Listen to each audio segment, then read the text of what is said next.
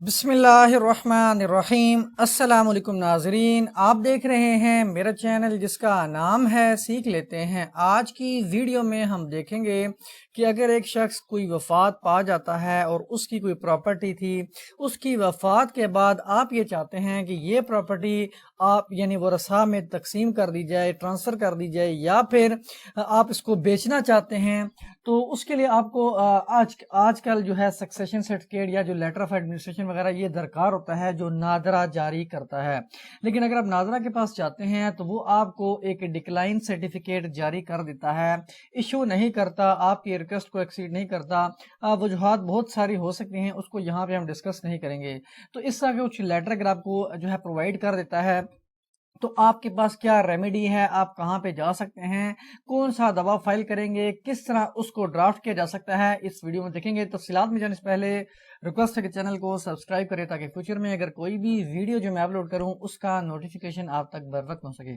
کافی ساری ویڈیوز میرے YouTube channel پر موجود ہیں سکسیشن سرٹیفکیٹ سے ریلیٹڈ اور ہیئرشپ سرٹیفکیٹ سے ریلیٹڈ، آپ ان کو بھی براؤز کر کے دیکھ سکتے ہیں۔ یہاں پہ آپ دیکھ سکتے ہیں۔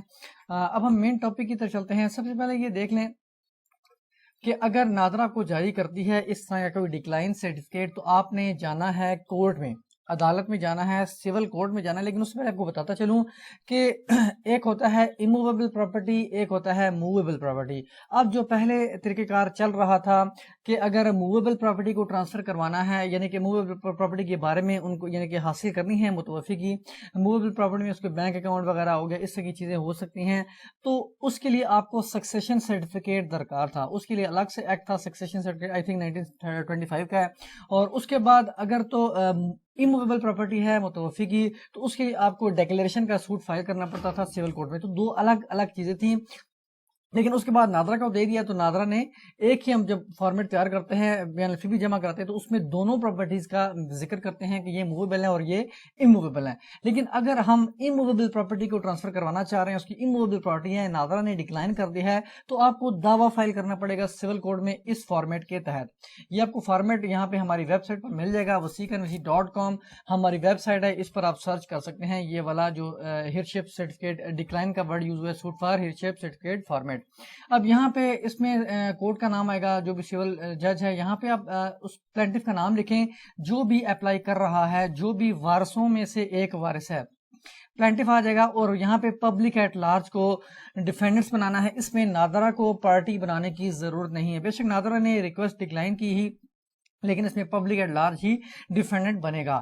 Suit for declaration of legal heirs of deceased Kamran Malik Gujjar, یہ میں نے نام رفلی سے لکھے ہیں کہ اس متوفی کی کے جو وارثان ہیں اس کی ڈیکلیریشن ہم مانگ رہے ہیں۔ سٹارٹنگ میں ہم لکھیں گے، پہلے لکھیں گے کہ یہ جو متوفی تھا یہ کون تھا، پلینٹف کا والد تھا یا والدہ تھیں یا بیٹا تھا یا جو بھی تھا۔ تو یہاں پہ لکھا ہے that the husband of plaintiff namely Kamran Ali Gujjar son of جو بھی ہیز ڈائیڈ آن اتنا، ڈیٹ آف ڈیتھ لکھ دی کہ کس تاریخ کو ان کی وفات ہوئی۔ اس کے بعد اس کی پراپرٹی کا ذکر آپ کر سکتے ہیں یہاں پہ کہ متوفی کی کون کون سی اموویبل پراپرٹیز تھی، کیونکہ یہاں پہ اموویبل پراپرٹی کا ذکر کر رہے ہیں۔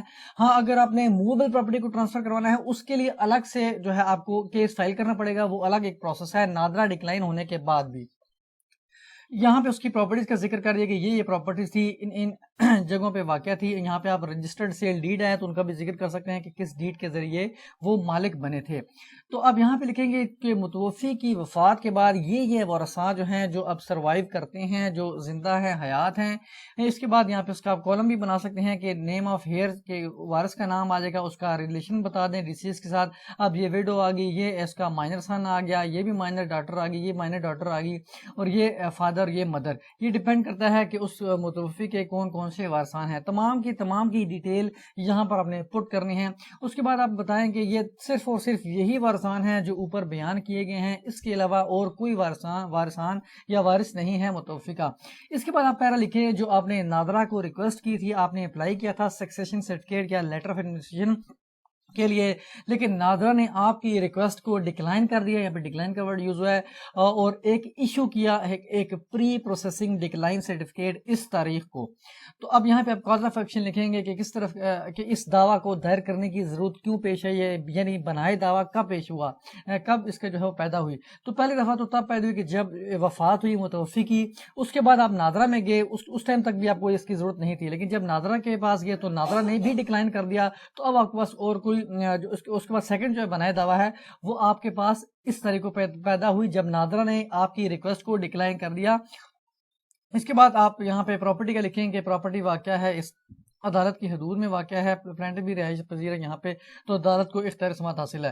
اس کے بعد پیر میں آپ لکھیں گے، یہاں پہ ایک اور پیرا ہے کہ جو مجوزہ کورٹ فیس ہے وہ چسپاں کر دی گئی ہے. اب یہاں پہ آپ it is therefore respectful prayed that instant suit may kindly be decreed in favor of plaintiff to the effect that following are the only surviving legal heirs of deceased Kamran Ali, جو بھی اس کا نام ہے ڈیسیزڈ کا، same to same ditto copy کر دینا ہے جو اوپر وارثان آپ نے مینشن کیے ہیں.